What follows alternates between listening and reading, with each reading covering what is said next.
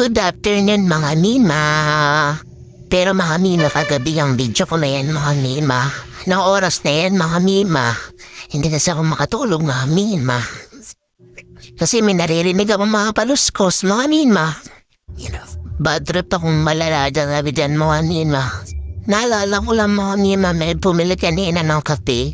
At ilan nga yun na ipitas ko na parehong butas.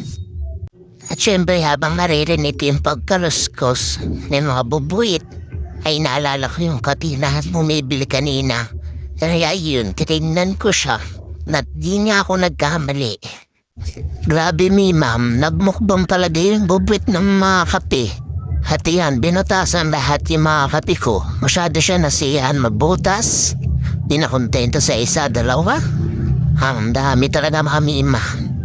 Hindi, dirasin ko talaga pag nakita ko siya.